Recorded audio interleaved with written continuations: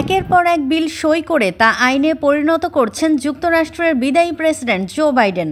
বড়দিনে তিনি সই করেছেন 50টি বিল। এর মধ্যেই একটিতে সাদা মাথা ও হলুদ ঠোঁট বিশিষ্ট টাক ঈগলকে জাতীয় পাখির স্বীকৃতি দিয়েছেন তিনি।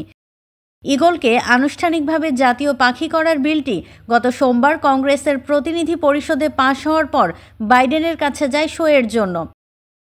যুক্তরাষ্ট্রের সার্বভৌমত্বের প্রতীক 1782 সালের গ্রেট সিলে বসানো ছিল টাক eagle.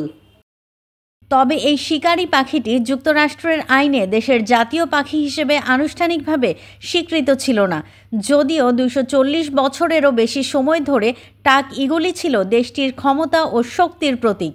Double million offer Walton fridge কিনে পেতে পারেন 20 লক্ষ টাকা, রয়েছে কোটি কোটি টাকার নিশ্চিত উপহার।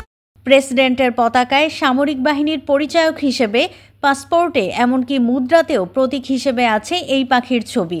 এবার জাতীয় পাখি হয়ে সেই ঈগলই পেল তার যোগ্য মর্যাদা।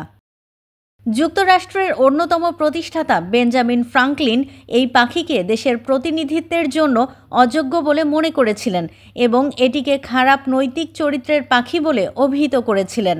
তবে কংগ্রেসের সকল সদস্য সে সময় তার এই মতের সঙ্গে একমত ছিলেন না।